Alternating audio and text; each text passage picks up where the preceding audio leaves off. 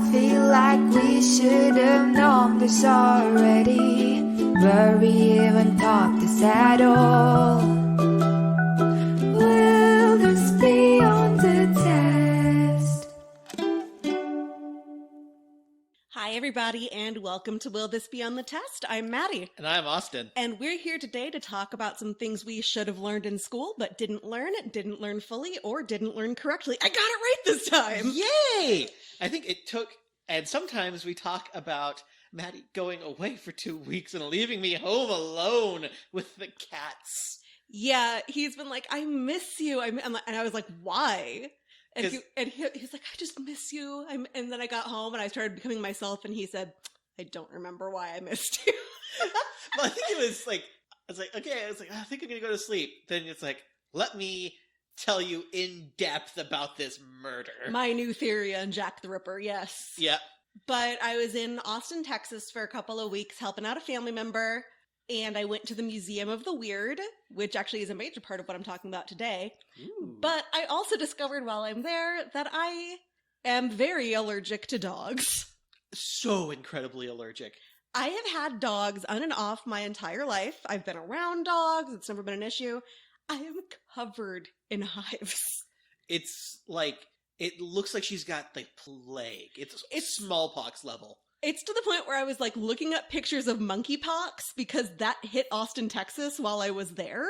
And I was like, shit, do I have monkeypox? I don't. It's hives. And of course, to add to the confusion, she said, hey, she was talking to her mother, and she's like, yeah, Austin has monkeypox, so I need to be careful. It's like, she means the city of Austin. She means the city of Austin, not the nationally beloved podcast host, Austin. the beloved by 16 whole people. Hey, 4 of whom might be us. Internationally known. We are big in Japan. For some reason. Yeah, we weirdly occasionally show up like trending really well in Japan. So Yeah. What's up, Japan? Konnichiwa. We actually dig you. Yeah. And it's Nippon, right? Yeah, it is. It is. Yeah, the one thing I don't get is if it's possible for us to at least closely pronounce a country's name, why don't we do it? I know, it's like the same thing with Germany, because Germany is Deutschland. Deutschland, yeah. And granted, there are other countries that don't call us the United States. We're just Murica. But like in Spanish, we're Estados Unidos. But it's a very close thing. Deutschland and Germany are not the same, and yet we could say both. It's one of those things where it is what like the word that some other country called the people from there got told to Europeans and then kind of telephoned its way around. So it's like every city in this country. Yeah. Let's see. In other news, I am the worst wife ever, and I got ahead of Austin on Only Murders in the Building. But we're catching up, and it's so funny. It's okay.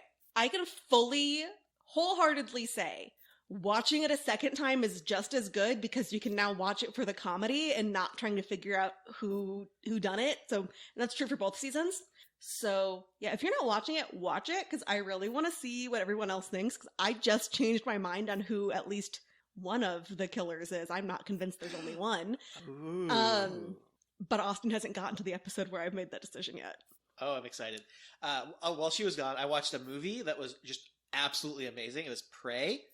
It's like a Predator prequel, and it's so good. Entirely indigenous actors. There's a Cherokee dub version. Oh, that's cool. It's fantastic, and it's a low budget for an action movie, and everything hits right. It's a good movie. Let's see. Okay, so my bed in my cousin's apartment was like up where her TV would be, so we didn't watch a whole lot of TV other than Only Murders. But I did listen to Gone Girl, which I can't really recommend, but it does have an actual good twist. I listened to a book called Beneath the Stairs, which I can say will make a very good movie someday. And I listened, almost my entire drive back from Texas, which is anywhere between 10 and 12 hours. Almost all of it was the first 4 or 5 parts on Jack the Ripper from Morbid. And Morbid, I was wishing I could take notes because there were a couple of like little background things they mentioned. I'm like, wait, I remember hearing about that. But obviously they're a true crime podcast. They're not digging into it. So I might actually have to go back and re-listen to like the 8 hours of it that already exist just to take some notes about these background things that are happening. Because first of all, if you don't listen to Morbid, listen to it. They do a lot of really good historical research. They do a lot of focus on the victims. Did you know that the women that were killed by Jack the Ripper were all human beings with full lives? What? I know. They mentioned Bloody Sunday, and I'm like, I know Bloody Sunday, but I think it's a band I'm thinking of. It's a U2 song. Oh, that's the worst. Which I think, but they might refer to like a specific day in like the time of troubles with Northern Ireland. So yeah. I think that's what this is. And I don't know, because we don't learn anything outside of American history. And I barely learned American history. And which is funny, because I love history. Yeah. I love history. Okay, and speaking of history, are we ready? I'm ready. So in Austin, Texas, they have this place called the Museum of the Weird. And I can't resist going anywhere without going to the strangest possible place I can find. Like, I was really sad my route back didn't take me through Houston because they have the National Funeral Museum there, which I'm going to hit up at some point. And the Museum of the Weird is basically a lot of the podcast episodes I've done. Like, there's a whole P.T. Barnum section. Basically telling the history of all the weird shit we have done largely in the United States. I took so many photos just for future podcast references, but there was one that really stuck out to me for today's episode.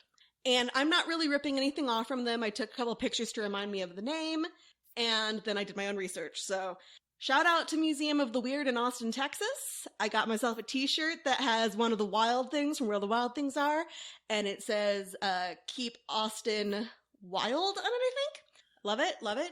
But I'm talking about one of the primary parts in the horror section. Now, by horror, I mean they have all kinds of horror movies and movie props and costumes in this whole section, including a giant King Kong. I don't think I sent you the picture of it. Oh.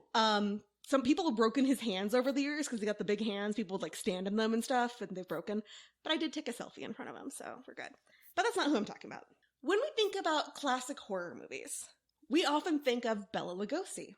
But Lugosi never would have happened without Lon Chaney, the man of 1,000 faces.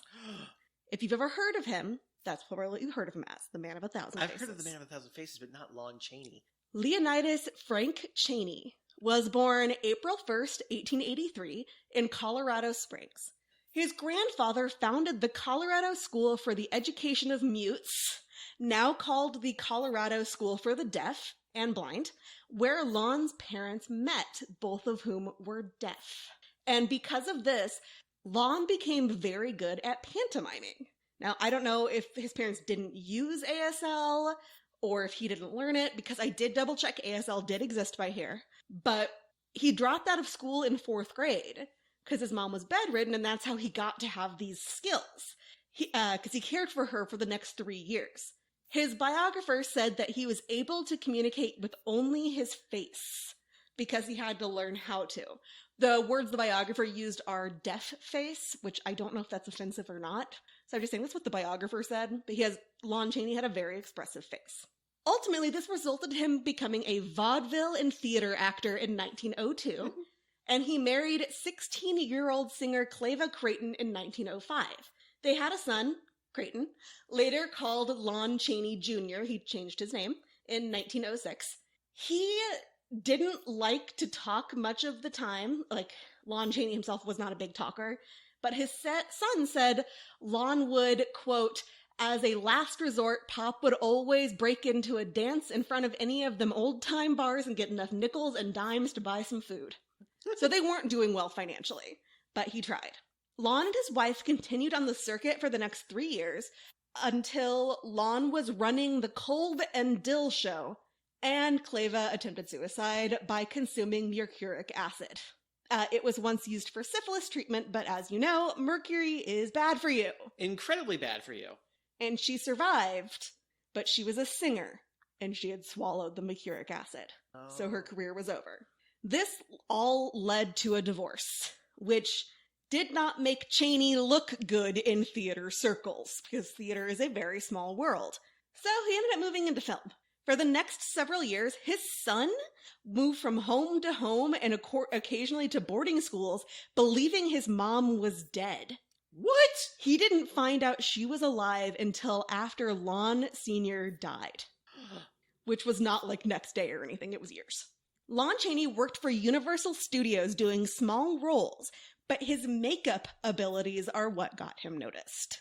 He became friends with Joe DeGrasse and Ida Mae Park, a director, husband, and wife team. And they both directed movies together and separately. There was a woman director. Wow. And they were like, this guy's pretty good. So they gave him larger and larger roles in scary movies where he played more and more grotesque characters. At this point in time, there really weren't horror movies at all. They had movies that were kind of, kind of scary, but they were always kind of goofy because, they didn't have all the technology and the makeup ability. They started noticing that this guy could twist his face and body into all these positions, and he could do makeup pretty good. So like, let's start making these a little scarier. He also remarried. Her name was Hazel, and they got custody of his son, who was 10. Lon began his work in films as a journeyman, largely making props. His breakthrough role was in 1919's The Miracle Man, in which he played a character called the Frog, who could contort himself into insane positions. Now, Austin will tell you, nothing makes us happier than a really good contortionist in a movie. Yeah. They are so freaking scary. I remember that. There's that movie we watched, I think it was Mama or something, the Guillermo del Toro one, where it was the ghost that was stalking these two kids in the woods, and it was really good contortionist work on that, and that was the only good thing about it. The only thing I remember called Mama was the Jennifer Lawrence movie, and that wasn't a Guillermo, so I'll have to think about it. That was Mother. Oh, I don't know. But I love a good contortionist, and I'm so excited for Hocus Pocus 2 to come out. Yeah. He's back. They're bringing that up, the same Billy. He's coming back. Ooh. Anyway. He then worked with Dorothy Phillips and William Stoll in The Piper's Prince. The two men, from then on, him and William, kept alternating the roles of lover and villain in future movies, occasionally joined by Claire de Bruy, making Phillips, Stoll, Lon, and Dubray a troupe in essence. They kind of would rotate different roles in the same films. Universal made 14 movies with Chaney, Stowe, and Phillips, usually directed by DeGrasse or Park. The group ended, this sucks, when Stoll was in Africa scouting locations. He was in the caboose of a train, which was hit by another train, and he was instantly killed. So, though Chaney had already done some of his own work, he was truly alone now. So The Frog in The Miracle Man, that movie made over $2 million in ticket sales then, which would be about $34.26 million today. He was becoming America's favorite character actor. Now notice I'm not saying horror movie actor, because they didn't have the phrase horror movie. He was a character actor, which means he could slip into different characters and kind of disappear into them. We can think of this a lot with, oh god, the worst possible example just came into my head. I'm trying to think of a better one. Basically, anybody who's frequently in a movie with their friends but playing drastically different characters. Rob Schneider. That is exactly who I thought of, and I was trying to think of literally anybody else. I know. I do not. Okay, I think I've mentioned this before. I cannot stand Adam Sandler, and I think by extension that also means I cannot stand Rob Schneider. God, I am blanking. I guess Seth Rogen probably would have been one for a while, but now he's the adult in the room, and that's a little frightening. Yeah. McLovin. Where is he? I don't know. Anyway, that's not the whole point. Yeah. He typically played characters who were deformed or disguised. He even played characters who were missing limbs, using nothing but his own skills. He played Quasimodo in The Hunchback of Notre Dame, and Eric the Phantom in Phantom of the Opera. He was so dedicated to his role, now there are some mixed reports on this, but most I saw said this, that he had wires contorting his nose to play the Phantom, and if you've not seen this photo, look up Lon Chaney, Chaney, Phantom of the Opera. I don't see how else he would have done this, in this year anyway.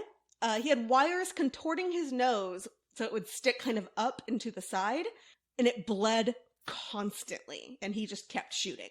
The only time he ever asked to stop was when he was playing a double leg amputee in The Penalty. He had his legs strapped behind him, ankle to thigh, and he walked on the leather stumps. It hurt so badly he could never do more than 20 minutes at a time. Now, as I understand this is similar to what they did in Forrest Gump with Lieutenant Dan, but there were also more technologies available by then, and also there are laws now. Laws. And man, I was trying to think of a good Phantom of the Opera joke based on Andrew Lloyd Webber, but I couldn't. And I know that that's all that you ask of me. I just ask that you think of me fondly when we say goodbye. And just remember me once in a while. Promise me you'll try. I mean, I know we never said our love was evergreen or as unchanging as the sea. Sorry, guys, I'll keep going. So his Phantom, Eric, was so excellent that people claimed women fainted, men had to leave the theater for air, children cried. Some people argue that the moment Eric is unmasked remains to this day one of the most horrifying images ever seen on screen. Again, look it up. Film School Rejects describes the process as, quote, to become a living skull.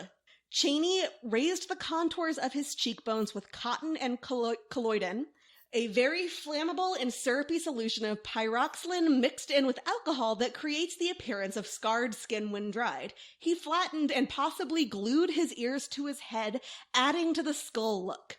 An exaggerated skull cap was used to elevate Chaney's forehead by several inches, accentuating the bald dome of the Phantom's skull, draped by flat-pressed wisps of stringy black hair. Pencil lines were used not only to exaggerate the natural creases of Chaney's brow, but also to hide the lip of his bald cap. And then there were also layers of grease paint and the wires concealed under putty and his skull cap that pulled his nostrils up. This was really common with his movies, and his type of acting had never been seen before. And in addition to the screaming and the fainting, in one case, a man left his movie, went home, murdered his maid, and tried to kill himself because a hallucination of Lon Chaney in London After Midnight, which I believe was about werewolves, I didn't write it down, made him kill her. What? Oh, was this the first instance of someone blaming the movies? Probably. Wow. A pioneer. So, Phantom of the Opera is technically the first real horror movie. He is the first horror actor. Chaney was able to do his own makeup because it was the norm, and he was also one of the people who understood how to make up work on screen. The stereotype of the villain with the mustache or the beard comes from silent films, as those were the only types of makeups that could work really well on film, so they were used on villains. Well, for some reason, this guy was really able to understand how things played on film. Like, as you know, the house in, it's either the Addams Family or the Munsters. The Munsters. Is pink. Yeah. Because that played best. Oh, maybe it was the Addams Family. No! I think it was the Munsters. It was pink. Because on screen, that would make it look all gray and creepy. Yeah, I know. He understood this stuff. Yeah. I don't know how. He just did. Yeah, I know in WandaVision, like in the black and white episodes, Vision's makeup was actually blue. Yeah. Because that played better in the black and white. Mm-hmm. Color theory is weird, man. Chaney figured out how to use theater makeup, which is part of it. His background is theater. And adapt it for use on screen, which for some reason nobody had ever tried before, using prosthetics and multiple layers of color. He did this without a makeup team, as those were actually non-existent. In fact, makeup was so non-existent in terms of like theatrical needing these big kits that his kit was and remained a fisherman's tackle box. It is like, it never stopped being a fisherman's tackle box. He never got an actual makeup box. And when he couldn't figure something out, he enlisted the help of others. For instance, at the time, contact lenses were new inventions, and people didn't really know about them. But he needed a clouded eye for the movie The Road to Mandalay, so he went to an optician and had him make one of probably the first ever cosmetic contact that was clouded over. Ooh. Because of these skills, as well as his acting, singing, dancing, and comedic abilities, he became highly sought after. He could play literally any character, and he even played multiple characters in the same film without anybody noticing, the most famous of which was one where he, the hero, killed himself, the villain. Though his characters were hard to look at, one of the things he really wanted to do was ensure that the audience viewed them as people. He wanted them to feel sympathy. In an article for Movie Magazine, and again, this guy never gave interviews, he said, quote, "I wanted to remind people that the lowest types of humanity may have within them the capacity for supreme self-sacrifice. The dwarfed, the misshapen beggar of the streets may have the noblest ideals. So no matter what, his goal was, just because they're different and scary doesn't mean that they want to be that way, doesn't mean they are that way. Like, if you know Hunchback, Quasimodo is the villain to everybody who's not paying attention. Hashtag spoiler for book that's 200 years old. But all I've seen is the Disney version. It's the same thing in that. Oh, okay. And honestly, the priest is just as rapey in that as he is in the book. Ugh. The real villain was, of course, Society. the gargoyles. Especially the Jason Alexander one. Jason Alexander, was it Danny DeVito? It was Jason Alexander, the gargoyle. Huh. Oh, no, Danny DeVito was in Hercules. Hercules, yeah. Anyway, speaking of Hunchback, good segue, me. In 1923, The Hunchback of Notre Dame was Universal's highest-grossing film. In 1928 and 1929, Chaney was voted the #1 male box office attraction by theater owners. It's so weird that we've never heard of him. And he was so versatile that it became a common phrase to say, "Don't step on that spider, it might be Lon Chaney." Okay, that's clever. Despite all this fame, he led a private life. His wife, Hazel, didn't engage in the Hollywood social scene at all. So, like, back then, it was the thing to go and party. There's some excellent true crime Hollywood cases from this time period. What? Wait, but luckily that's changed. Hollywood is not known for its wild parties anymore. Oh, today's parties have nothing on the ones from, like, Really? before 1960. Oh. When we started having laws. Before there were laws, it's like, oh, you're 12, here's some Adderall, but not Adderall, whatever it would have been then. Cocaine. Here's some methamphetamines. Yeah. So that's essentially what they were giving to Judy Garland. Yeah. Chaney did as little promotional work for his films as possible, in part to maintain an air of mystery, and in part because he just didn't want to. In fact, he once said, quote, "Between pictures, there is no Lon Chaney." Those who knew him agreed, with director T.D. Browning calling him the star who lived like a clerk, and Jackie Coogan saying he made Howard Hughes look like Pia Zadora. Now, Howard Hughes was a massive recluse, and Pia Zadora was the opposite. Okay. He had avoided going to premieres, socializing, signing autographs, and even answering fan mail unless it was from incarcerated men. He would answer that. Huh. Didn't go too far into that. My guess is that just, like, it goes back to his whole, even the lowest of society have something to offer kind of ideal. He thought the types of publicity done were stupid, and the personal details they wanted were ridiculous, saying, quote, "I can just hear them saying, 'Eat Lon Chaney's favorite cereal and look like the Hunchback of Notre Dame.'" I feel like that would be the worst advertisement for cereal. He also wanted to, quote, "fix it so nobody else will write my biography after I'm gone." And that's true. Like, even the biographers I'm looking at here, they're all kind of saying this is pieced together as best we can. He kept as little out there as possible. Because of this, people like to say he had a darkness to him. He was secretive, he was withdrawn, whatever. He was known to be someone you didn't want to get mad, to some people. But he was also someone who apparently recognized all the hard work of those around him. For instance, he once refused to work overtime because it would have resulted in extras missing out on a day of pay. So basically it was, all right, we can work for another couple hours, the extras will have to work that time too, or we have to come back tomorrow. Well, the extras would get a whole day of pay for the next day. He's like, nope, we're coming back tomorrow. I'm not working overtime. And the young actresses he worked with said he was protective and kind. And he didn't only play characters that were deformed. One of his favorite movies was Tell It to the Marines in 1926, in which he played a drill instructor. He had no costume makeup for this. He was just a good-looking dude. Because he was. That's one thing you wouldn't think with this guy, based on how much makeup he had. He put himself on. You would think he was trying to hide something. He wasn't. He was a good-looking guy. The Marines liked the movie so much that he became the first ever honorary member from the film industry. It's also worth noting that some of his big characters were not frightening monsters, but they also wouldn't hold up to modern scrutiny. Remember, we're talking about the 19-teens, the 1920s. Oh, yeah. He played Ah Wing, a Chinese servant in Outside the Law, though it's noted that this movie actually treats Chinese characters comparatively favorably. It even had Anna May Wong, who would later become known as the first ever Chinese-American movie star, and the first ever Asian-American woman to be on U.S. currency. But Chaney would also play other Chinese characters, Mr. Wu and Grandfather Wu, in the movie Mr. Wu.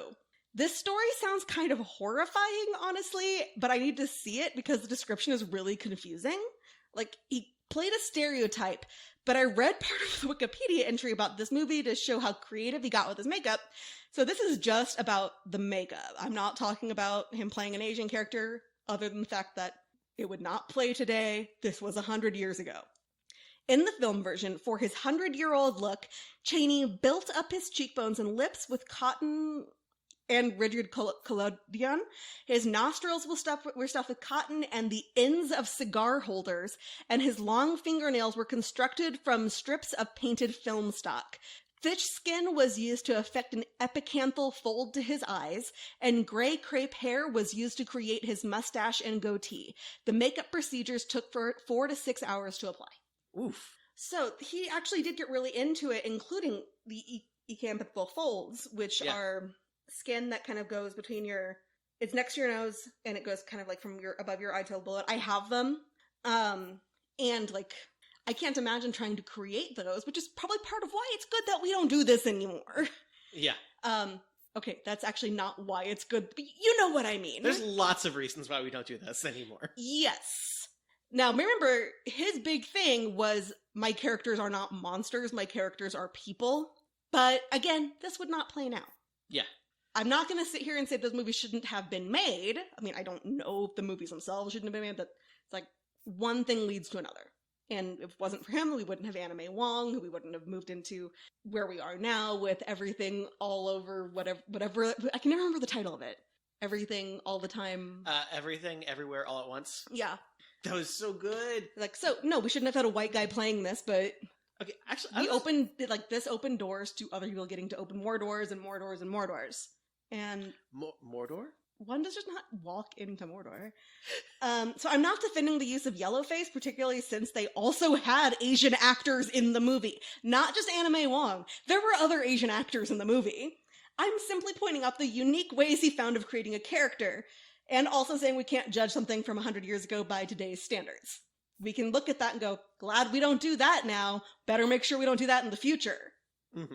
But we can't look and go, Lon Chaney was a villain because of this. Also, cinematographer Virgil Miller said he wanted to be both unrecognizable, even frightening, but to have audiences love him. He always wanted to be loved, which is why his work may still resonate today. He may have been a bit of a method actor, reaching through the screen and grabbing the audience's hearts. His last movie was a remake of The Unholy Three, which he had first been in when it was a silent film. This one was a talkie, and he stated he voiced the ventriloquist, the old woman, a parrot, the dummy, and the girl in the movie. Now remember, he started out in vaudeville, so his ability to do things with his voice in addition to his pantomime skills isn't surprising.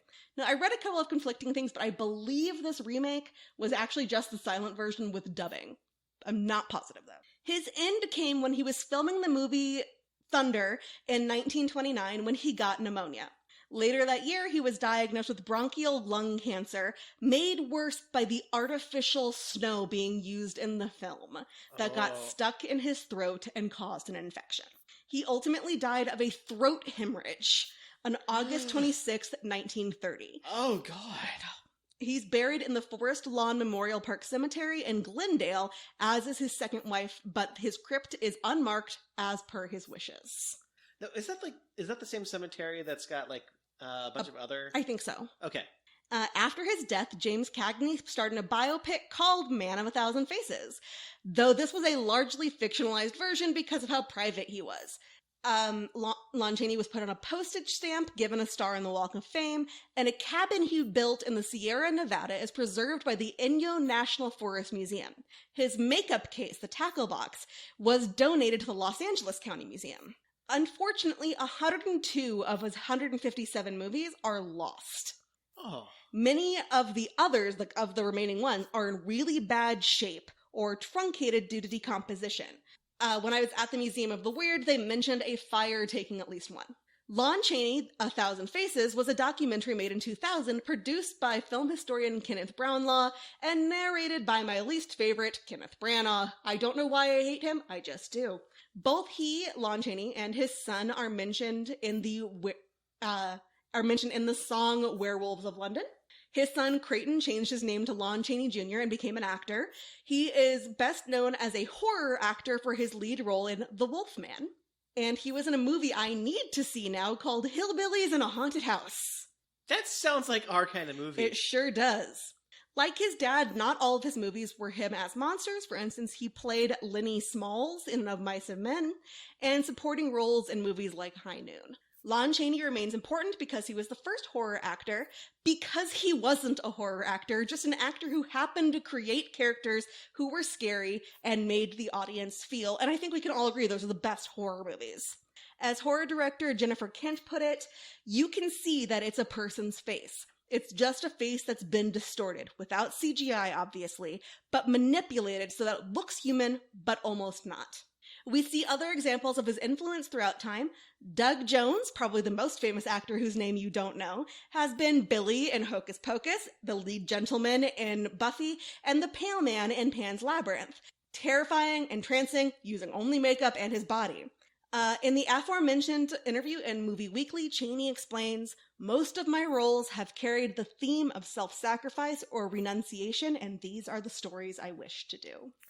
Lon Chaney. Oh, that is so cool. Okay, we love practical effects in movies. Yes. We get mad at CGI. Yeah, because especially unnecessary CGI. God. Yeah, there have been some movies that it's, oh God, what was that awful movie? Oh no, the wonderful movie. But awful Insidious. Yeah. Where it's like, this movie's so scary, and then they show the monster and it's like, oh, CG. Yeah. Not scared now. Yeah, it's I understand there's a lot of movies now where they're using CGI for dogs and other animals just because there's been so much bad press about people mistreating But then you also end up with Uncanny animals. Valley, which I talk about way back in our early episodes about why we're afraid of dolls. Because you can always except for dog tails. Dog tails, they often CGI because the dogs are like, look how good I'm doing, look how good I'm doing, and they're wagging their tails. It's you're supposed to be growling. So they do CGI and you can't really tell, but when the faces, God, remember the muttons in Hunger Games? Oh, yeah. They were so much scarier in my head because it was spoiler alert for a book that came out 15 years ago. Oh, God. It's these giant dogs with the eyes of the other competitors, which is so fucking scary when you think about it. But then the movie, it's oh, whatever. Oh. So yeah, practical effects all go back to Lon Chaney. If it wasn't for him, we probably would have developed one, we wouldn't be as far as we are now. Yeah. But then maybe that would mean we weren't so into CGI, so I don't know. I don't know. Yeah, so I guess my takeaway is practical effects movie people, because I know many famous directors listen to our podcast. Many! Guillermo del Toro, focus strictly on the practical effects. Tim Burton, get back to what you're best at. Stop the Charlie and the Chocolate Factory bullshit. I'll say it, maybe take a break from Johnny Depp. I don't think they've done a movie together in a while. And I know he and Helena Bonham Carter haven't, because I think there was a mass falling out with them. Oh, drama. Well, Tim Burton and Helena Bonham Carter broke up, and he and Johnny Depp, I don't know what happened there, but I know they haven't, of course I don't know what the last thing Tim Burton did was either. I don't either. I forgot to write down questions, and I feel like I've talked for a while, so I'm just going to pass it on to Austin. Yay! How long have I talked? You've talked about 30 minutes. Oh, really? Yeah. Wow. That's shorter than usual. I can keep going. So, all right, my segment. So, we've talked a lot about testing on this show, IQ testing, reading comprehension, standardized tests, water pollution tests, you name it. DNA tests, blood testing, COVID tests. We just took a DNA test, and it turns out I'm 100% on topic this week. I don't know if that was a good segue or not, so keep going. I don't either. But this is something we've ignored this one, even though when I'm about to mention this test, a good portion of our audience is going to cringe a little bit, because I'm going to talk this week about the Presidential Physical Fitness Test. Go fuck yourself. Yeah. You know, the thing we all hated when we had to do pull-ups, run a mile, do sit-ups, and also lean forward real far for some reason. That was the only one I was good at. I'm actually very flexible. I could be the next Doug Jones. You could. Except for the whole falling and breaking bones all the time thing. Hey, maybe that might help. You get a real weird angle on an arm. Maybe. Yeah, I remember, this test, the big thing I remember was, first of all, I hated running, so I always did awful at the mile. Emotional damage. I was so bad at running the mile that my PE teachers would mock me in front of the whole class and also make me run extra laps in front of the class while they watched. To be clear, guys, I had sinuses that were sticking into, like, bones sticking into sinuses, one sinus that was completely closed, and they just assumed I was fat and lazy, when in fact I could not breathe. Yeah. I mean, I was also fat and lazy. I remember, like, I hated the mile, but also, I remember during this test, like, there was a kid who was, like, the big, like, soccer player kid, who is all about running, and he, like, him having an absolute temper tantrum over the fact that he was not doing well at the stretching part, the sit-up part, or the, like, reaching forward part, throwing a temper tantrum that he didn't do well at these. And I also remember the gym teacher had to ask one of the girls in our class who was doing the flex arm hang to stop after 2 minutes because, like, other people had to go up there. Wait, is that like a chin-up that you hold it? Yeah. She was up there for 2 minutes. Do I know her? I don't think so. She had chronic health problems. I do remember that. Whoa. And she weighed like 50 pounds. She was nothing. That's still fucking strong. Yeah. I was lucky if I could get up there at all. So, like, we had this test, and she had a bad reaction to it. I hated it. Everyone I've talked to has hated this test, and they remember it poorly. Well, why the hell did we do it? And I'm gonna go with not because of the gym teachers. no, it had nothing to do with the gym teachers. And this is a bit crazier and a whole lot stupider than anyone would have guessed. Like a lot of dumb shit that we have to do and endure in America, this started in the 1950s. Now, when I started researching this, I assumed it was Reagan's fault. Oh, wait, no, I remember, because I was asking if it was Clinton's fault, and you said you thought it was Reagan's fault, and I thought it was more recent than that, and we were both wrong. Yeah, it goes back into the 50s. By the way, I assumed it was Reagan's fault, but he didn't start it. He did, however, make it worse. So I'm still going to count it. It started when two early physical therapists, Doctors Hans Kraus and Dr. Sonia Weber, theorized that adults could prevent back, knee, and other old people problems that, like, we totally have if they develop fitness habits as kids. Okay, it's not a bad theory. Yeah, not a bad theory. So they developed a fitness test for kids. Sure. And it was a pretty simple test. It was, can you do one sit-up? Can you do a slightly different sit-up with your legs straight out? Can you touch your toes? Can you lay on your torso and lift up your legs? Like, lay on your front and lift up your legs. Mm-hmm. Can you lay on your front and lift up your torso? Wait. Kind of like lift yourself up above. Are your arms out straight? Yeah. Okay. So, like, can you lift up your torso? That was it. That all seems reasonable. That was just, can you do these things? Super easy. A majority of European students passed it. Mm-hmm. However, a majority of American students failed this test. And people lost their shit. Sure. Krauss and Weber blamed modern American decadence for why American students were failing. They were driven everywhere, and their parents don't give them any hard chores. All they have to do is, like, mow the lawn or walk the dog or bring out trash. They're not chopping wood and going on hikes and riding bikes like European students. So, where were they doing this test in the country? Was this suburbia?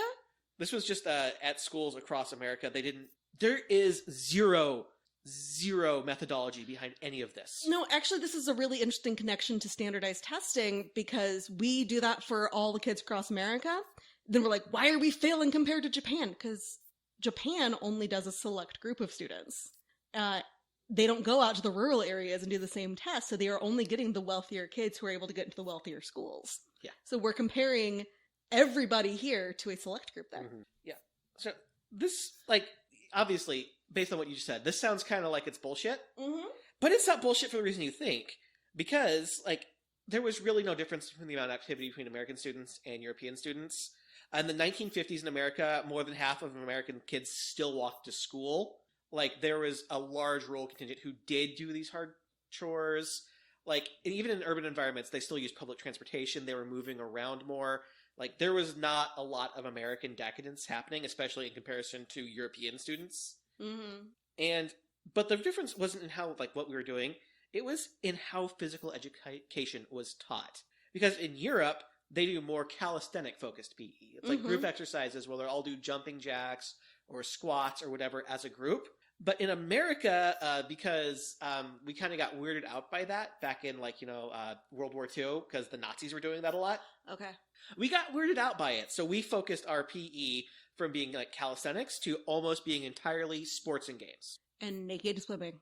And naked swimming. The girls didn't, just the guys. So this test that they developed that was based entirely on calisthenics was something that these European students had practiced and had done before, while the American students hadn't done this. So but if they had tested us against like how far can these other kids kick a ball, can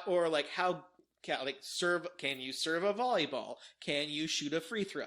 Like that stuff, we would have done better. Things that I can actually kind of do. Yeah. So that was the big reason. And Krauss and Weber even stated that American students with 6 weeks of education on doing this could probably do as well as Europeans. So 6 weeks is what they need. Yeah, 6 weeks of practice, and they could have been as good, because this was a test on something they hadn't studied. But this sounds like a really flawed study unless they plan to follow up in 30 years. Oh, incredibly flawed study. And we're even going to get into that too. So Krauss and Weber, but Eisenhower, the former Supreme Commander of the Allies, who was the president, found out about this and immediately lost his shit. He became worried about America's combat readiness in the Cold War world against Europeans. He thought, how could we win the war if our students are weaker than the commies? If our kids can't raise their legs while lying flat on their stomachs, we are going to lose against these commies. And part of this reason that he's so freaked out was because Krauss and Weber went to the Oval Office and personally gave Eisenhower the Krauss-Weber test, and he passed it. He was pretty fit. He was pretty fit. Yeah, Eisenhower was a fit dude. Krauss-Weber, are they European themselves? Yes, they are. So they were basing this test entirely off of the PE system there. Yeah. Zero methodology. None at all. But they also had no reason to believe that our PE would be different. Yeah. So Eisenhower, in light of this crisis, created the Presidential Council on Youth Fitness and said, you guys figure this out, but he gave them no resources to do so. But give me the credit when it goes well. Yeah. What they found with looking into this was American students were fairly healthy, and really the best way to encourage fitness was to encourage free play, and maybe these neighborhoods we're building make it so that there's more parks and they're more pedestrian friendly, so kids can walk places instead of having to depend on their parents to drive them places. I see the rage. They can't hear the rage, but I see it. She's clenching her fists, and she is pressing her mouth shut and trying to do the focused breathing. When I was a teacher, I used to ask my students, my 6th graders, when the last time was they were encouraged to just play and use their imaginations in school, and none of them could remember. Yeah. I remember vaguely having 2 recesses. But then they turned one of the recesses into an organized recess where the teachers made us play a certain game. I just wanted to read a book. But the fact that my 6th graders couldn't remember the last time they were allowed to just play, and in class when their imaginations were encouraged, of course we're fat. What else were we going to... My kids were not fat, to be clear. We, as in like the Americans royal we. in general. The royal we. Yes. Because like Queen Elizabeth. When our brain has nothing else to stimulate itself, we need to give it input. Yeah. And in the case of me, that input is ice cream. Yeah. But obviously, as you can tell by her rage, they didn't implement this because that was some weak commie bullshit. Yes, because the commies are known for disorganized free play. Yeah. So they revised it to be more of a test. And by the way, it was like the guy that, especially because there was a sports writer who was all about the manliness and fitness, he looked, I didn't write down his name, but I saw a picture of him. He looked like the old-timey, like, I'm going to stand there and throw a ball back and forth fitness guys. You're talking about, like, the dads, or? Yeah. Just like, like those like guys who have, like, the big weighted balls, the singlet tossing them back and forth. Shot? Kind of, like the medicine ball. Yeah. Those just are like the worst. Yeah. I got a volleyball once that was actually a medicine ball that had been mispackaged as a volleyball. Oh. Have you ever noticed that the insides of my arms don't bruise? Yeah. It's because I used that for a year. Damn. So the insides of my arms are just dead. So they made this test. It included a 600-yard walk-run, the shuttle run, which is when you sprint back and forth. Yep. Pull-ups for the boys, and modified pull-ups for the girls, which is just hanging there. I thought it had to do with hand position. No. Remember when they wouldn't let us, like, there was, like, a specific way your hands had to be positioned or you're doing them wrong? I'm yeah. like, Isn't the point that I can do it at all? Yeah. Sit-ups, the standing broad jump, the 50-yard dash, and a softball throw. So an underhanded throw with a ball that is entirely too large. Yeah. And if you think, this seems kind of a lot like military exercises and drills, you would be right. Because they wanted to make sure American students were ready for the military should they have to fight the commies. I gotta go back to this. Did they just have the girls hanging there? Like, Yeah. What were they Literally doing? just hanging there. I could do that for like an hour. Was it like, do this for 5 seconds, then jump down? Don't know. I'm so confused. You continue to be confused because it gets worse from here. It's like, literally, they figure that the softball throw was actually a stand-in for throwing grenades. So they wanted to make sure that America's children were ready to be able to throw a grenade. Are grenades thrown underhand? They can be. Huh. Yeah. There's also an optional swimming portion. At what point will hanging completely still come in handy? It's for the girls. So why were the girls participating in this at all? I don't know, because they were in school. Why weren't they off taking to. sewing and cooking for your man classes? Yeah. An optional swimming portion, but it was never implemented because there wasn't enough access to pools, so they never really did anything with it. Unless they had them, then it was naked swimming. Yeah. Sorry, I just can't get over the fact that in schools that used to be what they had the boys do. I'm like, where nowadays it's like, you need to wear 27 layers of clothing while you're swimming. The goal is to see if you don't drown. Yeah. If you drown, you're not a witch and you're good. So, it didn't work, obviously. And then when Kennedy was elected, before he even got into office, he wrote an article in Sports Illustrated entitled The Soft American. It was super sanctimonious. And basically it boiled down to kids were watching too much TV and not building enough muscles. And how can we fight the commies if our kids are not strong? Are we planning on sending kids in to fight the commies? Probably. I have my own set of issues with JFK that I might cover at some point. Here's a quote from the article. Here we go. Should I do it in like my normal voice, or should I try a JFK accent? Which is not quite a Boston accent. The harsh fact of the matter is that there is also an increasingly large number of young Americans who are neglecting their bodies. That's genuinely not bad. His accent is halfway between Boston and the dead mid-Atlantic accent. Whose physical fitness is not what it should be. Who are getting soft. And such softness is on the part of the individual citizen can only help to strip and destroy the vitality of a nation. So, for those of you keeping track at home, score at home, this is the one impression I can fucking pull off, and I am a little bit proud of it. You didn't become Australian, good for you. I was starting to at the end. He fully fed into the Cold War national security fears, and... Wait, was his affair with Marilyn Monroe entirely to entice boys to become stronger and fight the commies? I think it's because his doctors were injecting him with speed. I mean, whose doctors aren't? A lot of doctors were at the time. It was the big thing. Wait, are they not supposed to do that anymore? Not supposed to do that. Is that what you're doing at your doctor's appointments? I need to make a phone call. So, because this old test wasn't working, he made a new test. And, well, actually, he made an advisory council, and they made a new test. And this test was mandatory. It was similar to the test that we all had to put up with when we were in school, so this test was 50 years old when we got to it, which is probably why it seems so old-timey. Remember how they had to bring in extra people to help with the test because we all had to do it at the same time? Nope. Oh god, we had to bring in, like, I think it was parent volunteers to measure this shit. But at least back then we didn't have to do public weigh-ins. Oh, I'm gonna get that too. Mm-hmm.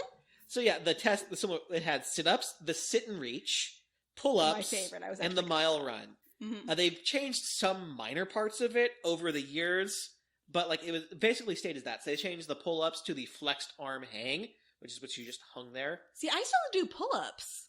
Yeah. Also, it was not super well implemented. It was not standardized. And I'm gonna If get it was into the this too. flexed arm hang, I probably would have done better because I could usually get up once. Yeah. LBJ added the competitive portion to it, where the top 85% got the President's Physical Fitness Award. I actually did get it once. Yeah. Because I could sit and reach so damn well. Then Ronald Reagan added BMI measurements to it, including a weigh-in and a skin fold measurement. I do remember that there was a weigh-in involved. There was not... Wait. Did I just awaken a awful memory? Oh my god, there was a skin fold measurement. Yeah. Both of these are wildly inaccurate, by the way, guys. If your doctor tells you that BMI, especially if they tell you that's valid, find a new doctor. Yeah, BMI means literally nothing. Like, I had a doctor look at me once because I was not a healthy weight for my frame, as in I had bones sticking out all over the place, and nobody should have that many bones sticking out. And they were the only doctor who suspected something was wrong. Yeah. And said, just so you know, we have to write down BMI, but I need you to ignore it because it doesn't apply. Do you understand? Yeah, so minor changes, because, like, every president came in and it's like, we need to fix the obesity epidemic. And then they decided, we're not going to do anything about this. We're just going to say we are.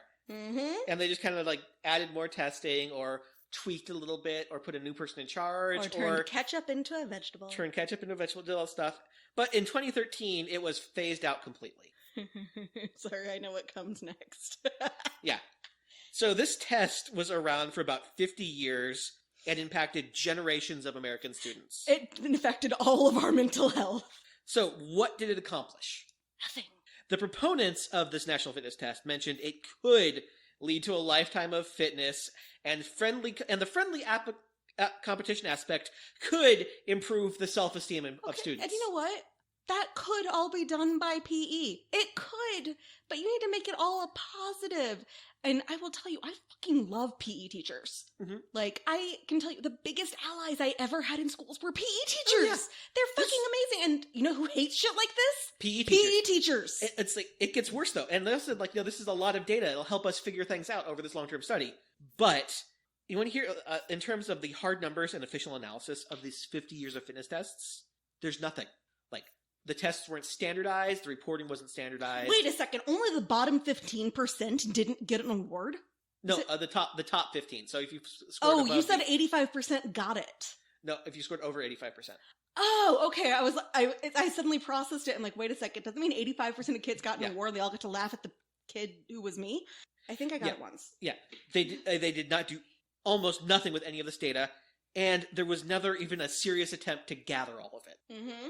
And there were some serious criticisms made throughout the last, 50 years. Likely by educators and health professionals. Yep. Like, the tests were not something that students were ever prepared for. We still mostly focused on sports and games, not exercises like this. A lot of the times, these students, even like flexible students and gymnasts, would have trouble with the sit and reach because that was not a normal stretch they did. Except for me. It's a very specific stretch that they don't do. Goddamn sit and reach champion. The pull-up was an awful test for this because a majority of the students cannot do it. Yeah, we never practiced it. That is an awful metric for a test. Well, and also, like, kids with any kind of disability were still expected to take the exact same test when they were kids, at least. It was awful for students with disabilities. The mile run absolutely sucked for a lot of students. Because... Me! Yeah, it was like everyone would finish and they'd be waiting on the slower people. And they would either be like, resentful that I could have free time that you're wasting, or they'd just be sitting there waiting. Laughing at you. Watching people run. And that's... having your teacher videotape you, then point out all the ways you're doing it wrong. These tests largely made kids dislike gym class, and it hurt their self-esteem. Like, I straight up considered putting a trigger warning at the start of this because a lot of people are going to have very bad memories associated with the president's physical fitness test. But then I reminded Austin of the science proving that trigger warnings are actually harmful to people with PTSD like me. Exactly. I actually asked some of my coworkers who are like roughly my age what they remember about the president's physical fitness test, and the responses were universally negative. Mostly it was groans and scrunched faces and people talking about how embarrassing it was to fail in front of your entire class. I have twisted knees. I have a kneecap that pops out of place, and I couldn't breathe through my nose. And it would take me, when I was a kid, 15 minutes to walk a mile, 30 minutes to run it because I had to keep stopping because I couldn't breathe. And instead of just stopping me at a certain time, they would just make me sit there while the other kids for 15 minutes watch me run in circles. And half the time they'd put me on a fucking hill. What is that shit? Yeah. It also turned a lot of people off of gym class. Yes, I hated Like, gym people class. literally avoid certain types of exercises because it reminds them of gym class. I don't take group or group exercise classes at gyms because of this. Yeah. So there were very real negatives for millions of people, all because there was a perceived potential positive. That was a weird sentence. Perceived potential positive. That nobody ever even tried to measure. It's like the worst episode of I Didn't Know I Was Pregnant. I personally hated these tests. And Austin played like varsity baseball. Yeah. And especially with my father belittling me for not doing well on the mile run. He was a runner and didn't understand why I was so bad at it. Because people are different from each other. Yeah. I've always been a slow runner. Like, I am not fast. Like, I got little stubby legs, and even if I was perfectly fit, I would be a broad fellow. I am not built for running. Yeah, Austin and I are built to be the last two people to die in the horror movie because we decide to take on the monster while the skinny pretty girl survives. Mm-hmm. And this like, the mile run really cemented a hatred of running. Yes. I did kick ass at the sit-ups. Like, I did so well, the gym teacher didn't believe my numbers and made me do them again. What? And I got more the second time. Was no one monitoring you? Or you just self-reporting? Yeah. Oh, that's why we had extra people. Yeah. And I sit and reached like a motherfucker. So now that I've opened up some deeply held trauma in our American audience and confused anyone listening from other countries. What's up, Japan? Yeah, seriously. Every time you think, oh dip, America's fucked up, you're scratching the surface at best. Like, you just need to, like, listen to Americans and you realize, oh no, it's worse than I thought. Are we about to get into the part where I can give a genuine thanks to a certain president? Go ahead. Thanks, Obama. Yeah. I only covered the president's official status. I didn't cover what followed it. Oh, guys. Oh, guys. Oh no. Oh, no. No. Yeah, when they got rid of it, they didn't eliminate it. They replaced it with something made up by Michelle, who has no background in this. Like, Dr. Oz is actually more qualified. And I have kids who I saw having to wear Fitbits to monitor their walking and their heartbeats. And that would do things like tell them to get up and move throughout the day on the weekends when they were at home just hanging out with their families. Ugh. Like, and this is not the PE teacher's fault. I want to be abundantly clear with that. Because you know who hates these? PE teachers. You know who hates shaming kids? PE teachers who deserve the to good be PE teachers. And I can honestly say there are way more now. Yeah. We had some bad ones at our school. Oh my god. I could go through like the series of traumas I have at the hands of my PE teachers. Basically until high school. When I had a guy teaching our girls' PE class hit this poor man. He was, because they have to monitor the locker room. This poor man is in there. He's got his windows closed. And he's just like, please don't talk to me. And then I took summer PE. I got wicked shin splints. Oof. But, like, yeah, because of PE classes growing up, because of things like this, I look at classes being taught at our local gym, like Zumba and stuff, and I'm like, that looks fun. I can't do it. They're going to make fun of me. Yeah. I can't do it. I'm not going to be as good at that at this as them. Which is why I've been telling Austin we should go take ballroom dance classes, because then we can be bad together. Yes. That's what marriage really is. It's being bad at something together. It's hating the same things. Okay. So we can go find out if we hate ballroom dance together. All right, are you ready for some questions now that we've talked about our deeply held traumas? Oh, I could keep going on my deeply held traumas if you I know, want. we could we could be here for like the next 6 hours. We could just do a bonus episode. We could get a Patreon and be like, we're going to give bonus episodes where we each discuss our deeply held trauma. If we get I'm going to say a single comment saying, yes, we want to hear your deeply held traumas, we'll do a Patreon. And this will be the bonus episode you get for it. I think if we were to do a Patreon, we could like give people options. Like, do you want to hear our deeply held traumas this week? Or do you want to hear about a broken bone this week? Or do you want to just see pictures of our cats? Yeah, I think we would do Patreon, right? I think like the cat tier of Patreon. Like, I'm really annoyed with one of the Patreons I follow because they're like, ad-free episodes. I'm like, oh, sweet, that's what I want. Yeah, they only mean their bonus episodes, some of which are talkbacks about their main episodes, and they're on 2 separate feeds. Ugh. I'm like, I'm not going to go back and forth. I'm just deleting all of these. Yeah. Why am I on this Patreon? So, are you ready for your questions? Yeah. Well, the fact that JFK was kind of a dick about kids' fitness beyond the test Well, the fact that JFK was kind of a dick beyond the test. probably should be, but it won't.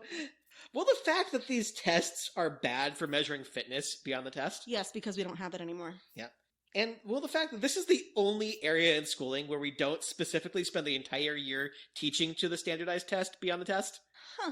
Yeah, because, again, this is stuff we That would is a do. standardized test that we don't do any work toward. Yeah.